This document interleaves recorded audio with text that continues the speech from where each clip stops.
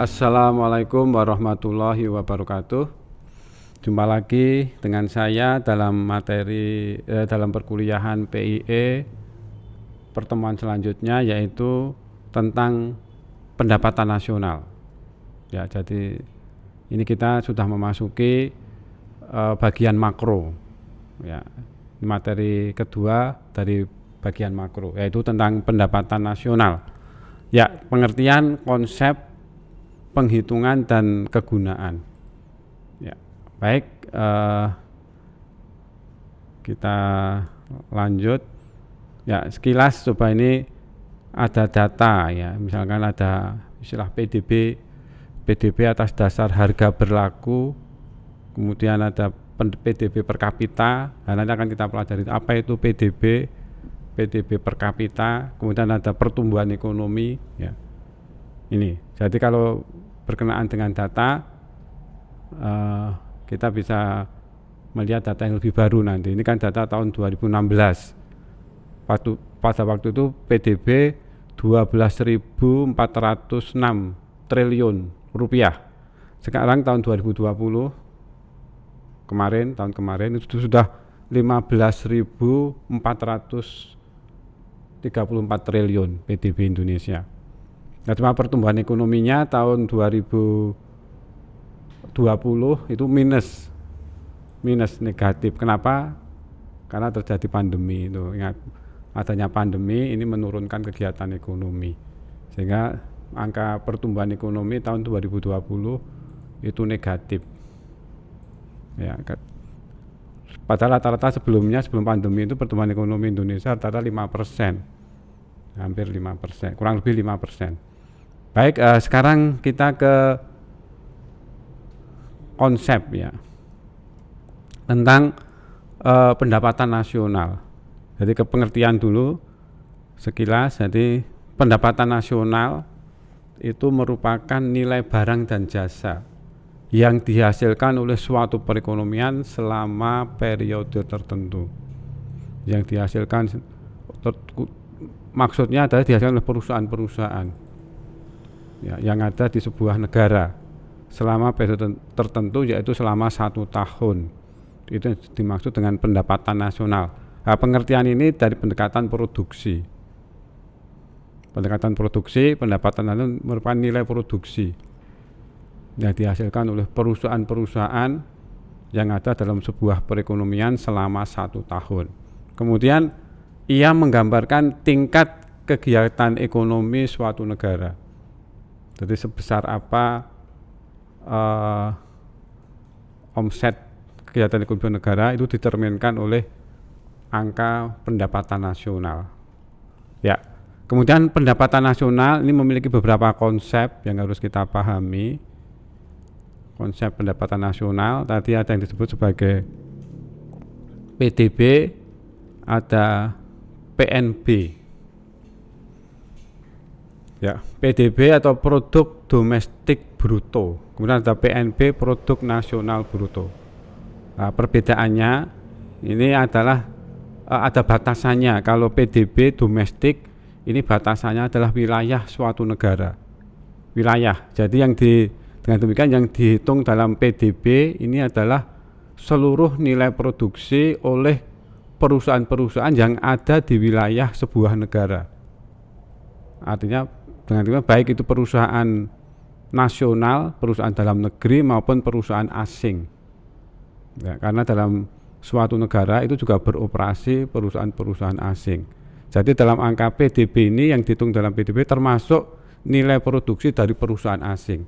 Kenapa? Karena ia berada di wilayah suatu negara.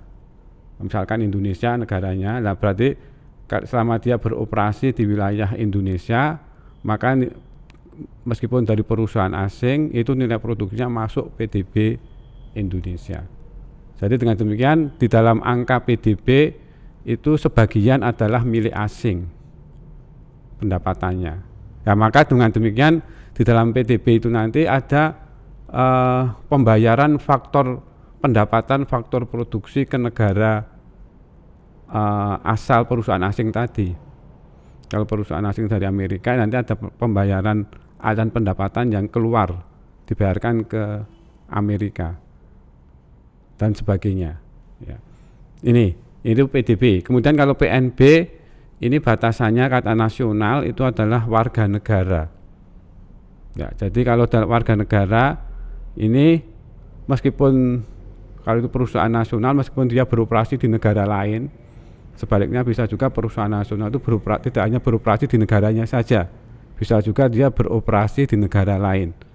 Nah, maka nilai produksinya ini masuk ke PNB negara asalnya.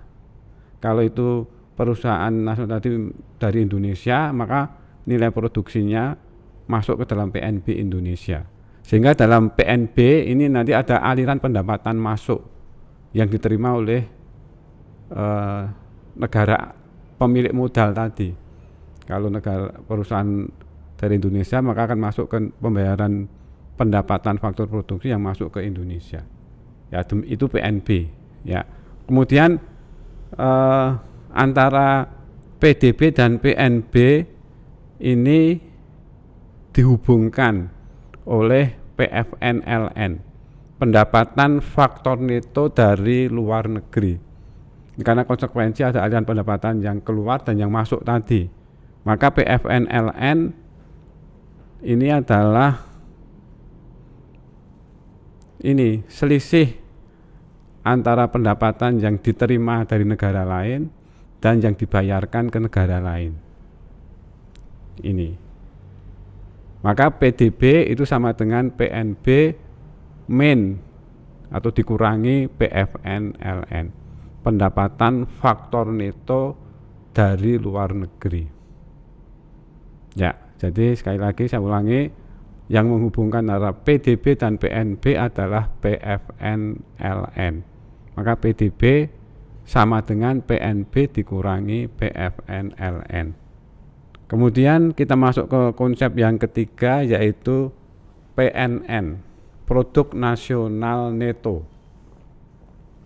Nah ini kalau PNB itu bruto, lah ini neto. Jadi disebutkan PNN sama dengan PNB dikurangi depresiasi.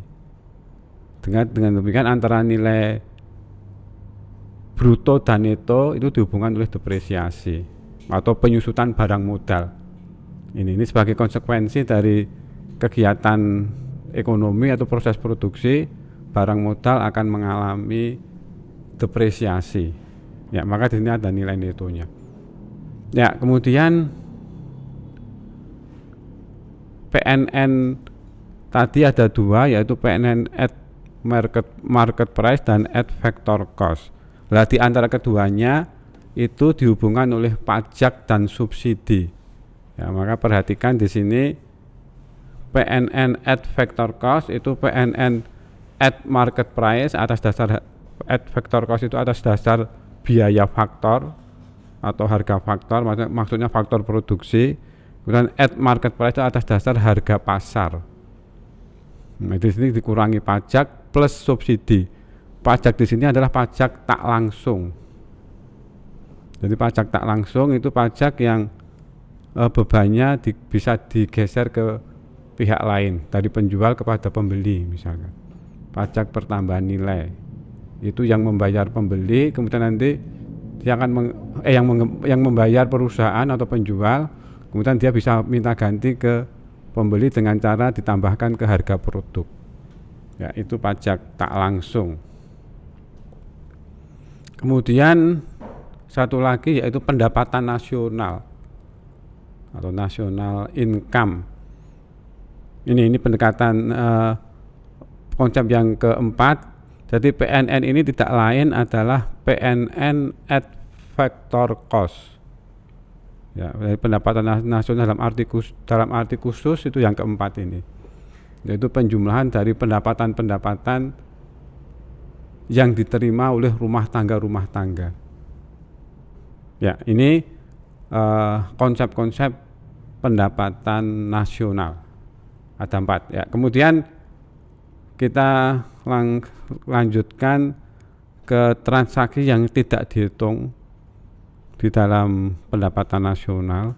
Jadi di negara kita yang melakukan penghitungan pendapatan nasional itu adalah Badan Pusat Statistik. Ya, nanti kalau ingin tahu data tentang pendapatan nasional bisa masuk ke webnya BPS, ya, Badan Pusat Statistik. Ini yang transaksi yang tidak dihitung karena alasan teknis dan alasan konseptual. Ini kemudian kita lanjut ke sini, metode penghitungan pendapatan nasional. Bagaimana BPS melakukan penghitungan pendapatan nasional secara teori atau secara konseptual. Ada 3 pendekatan ini, pendekatan produksi, pendekatan pendapatan, dan pendekatan pengeluaran. Jadi kalau pendekatan produksi itu menjumlahkan nilai produksi tadi oleh perusahaan-perusahaan. Nanti berbagai perusahaan yang ada di wilayah sebuah negara itu dibagi menjadi 9 sektor nanti. Kalau pendekatan pendapatan menjumlahkan pendapatan rumah tangga, dan pendekatan pengeluaran menjumlahkan pengeluaran oleh 4 pelaku ekonomi. Nah, sekilas seperti ini pendekatan produksi ini, ya. Jadi menjumlahkan nilai akhir atau menjumlahkan nilai tambahnya saja. Ini salah satu supaya tidak terjadi double counting atau penghitungan ganda. Kemudian contoh menghitung ini nilai tambah. Nilai tambah itu seperti konsep marginal itu, ya, seperti konsep tambahan nilai atau nilai tambah. Jadi yang dijumlahkan produk akhirnya atau yang dijumlahkan nilai tambah. Salah satu yang di dalam konsep pendekatan produksi. Nah, kemudian ini ada contoh PDB menurut lapangan usaha, itu berarti ini pendekatan produksi. Jadi dalam pendekatan produksi kegiatan ekonomi atau kegiatan produksi oleh perusahaan-perusahaan tadi dibagi menjadi 9 sektor. Ada sektor pertanian, pertambangan, industri, pengolahan, dan sebagainya, ada 9. Dan nilai produksi dari masing-masing sektor tinggal dijumlahkan. Itulah pendekatan produksi. Ini. Kemudian ada menurut harga berlaku. Harga berlaku itu menurut harga pada tahun yang bersangkutan. Kalau datanya tahun 2002, ya harga pada tahun tersebut. Kalau menurut harga konstan, harga tetap atau harga konstan ini berdasarkan harga pada tahun tertentu, pada tahun dasar. Misalkan di sini tahun dasarnya adalah tahun 93. Maka nilai harga tetap itu tentunya lebih rendah karena berdasarkan harga-harga di masa lalu. Nah, maksudnya di sini untuk menghilangkan pengaruh inflasi. Ya, ini PDB menurut harga berlaku, harga konstan, ini pendekatan produksi. Kemudian kalau pendekatan pendapatan, ini menjumlahkan pendapatan yang diterima oleh pemilik faktor produksi. Siapa pemilik faktor produksi? Yaitu rumah tangga. Tinggal dijumlahkan. Jadi pendekatan pendapatan ini konsep yang keempat tadi, yang di muka tadi. Ya, kemudian ada pendekatan, ini contohnya. Kalau pendekatan pendapatan ini BPS belum melakukan, ya, belum menghitung pendapatan nasional dengan pendekatan pendapatan. Maka ini datanya data dari negara Amerika contohnya, tinggal dijumlahkan. Kemudian satu lagi pendekatan pengeluaran. Ini persamaannya GDP itu ya PDB itu ya dalam bahasa asing, PDB dalam bahasa asing itu GDP, Gross Domestic Product. Jadi menjumlahkan pengeluaran dari 4 pelaku ekonomi. Maka persamaannya GDP sama dengan C plus I plus G plus X min M. Ya, kemarin di pertemuan sebelumnya sudah disinggung masalah variabel pengeluaran agregat itu, ya ini dijumlahkan. Kemudian Ini contohnya, contoh pendapatan nasional dengan pendekatan pengeluaran. Ya. Ini, jadi dengan melihat data ini kita bisa mengenali metodenya. Oh, ini metode produksi, metode pendapatan, dan metode pengeluaran. Ya, ini kemudian kita langsung ke kegunaan. Untuk apa data pendapatan nasional itu? Apa pentingnya bagi sebuah negara? Nah ini, pertama, kegunaan atau manfaat dari data pendapatan nasional untuk mengetahui, untuk menilai prestasi ekonomi suatu negara. Karena ini merupakan omset dari kegiatan ekonomi suatu negara itu ditunjukkan oleh angka pendapatan nasional. Sejauh mana prestasi ekonomi suatu negara, kemudian untuk mengetahui struktur perekonomian dari tinjauan makro sektoral, ini terutama diketahui dari pendekatan produksi, sektor mana yang kontribusinya paling besar terhadap PDB. Untuk negara Indonesia saat ini sektor produksi yang kontribusinya paling besar adalah sektor industri manufaktur atau industri pengolahan. Kemudian untuk mengetahui pertumbuhan ekonomi, karena tiap tahun dihitung, maka kita bisa membandingkan dari tahun ke tahun. Jadi pertumbuhan ekonomi itu membandingkan PDB suatu tahun dengan tahun sebelumnya. Ya, kemudian mengetahui tingkat kemakmuran penduduk suatu negara. Ya, ini dicerminkan dengan angka pendapatan per kapita atau PDB per kapita tadi di data di awal tadi. Jadi kalau PDB per kapita itu PDB total dibagi jumlah penduduk. Maka pendapatan per kapita itu merupakan pendapatan rata-rata penduduk suatu negara.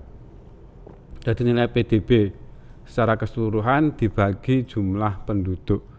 Sehingga ini sedikit banyak bisa menggambarkan tingkat kemakmuran penduduk suatu negara. Ya, jadi tingkat kemakmuran ini mudahnya itu kan diukur dari seberapa besar pendapatan seseorang. Ya, mudahnya. Jadi ini tidak sepenuhnya betul, tetapi juga tidak sepenuhnya salah. Meskipun berarti ada betulnya juga ada salahnya. Jadi ini pendekatan yang mudah untuk menilai kemakmuran seseorang itu kan dilihat dari pendapatannya. Ya, ini pendekatan yang banyak digunakan oleh berbagai negara. Ya, kemudian sebagai dasar pembuatan kebijakan di bidang ekonomi. Ya, dari mana nanti berapa pertumbuhan ekonomi, kok rendah nanti bisa ditingkatkan lagi. Sektor mana yang kontribusinya terlalu kecil nanti bisa didorong untuk meningkat dan sebagainya. Ya, sebagai dasar pembuatan kebijakan di bidang ekonomi. Ya, kemudian ini sekilas ada pendapatan nasional menurut harga berlaku, menurut harga tetap tadi sudah disinggung. Nah, kemudian ini cara menghitung pertumbuhan ekonomi. Jadi pertumbuhan ekonomi itu membandingkan pendapatan nasional dari tahun ke tahun. Ini ada contoh penghitungannya. Ya, demikian materi kedua atau materi tentang pendapatan nasional pada kesempatan ini. Saya akhiri. Terima kasih atas perhatiannya. Wassalamualaikum warahmatullahi wabarakatuh.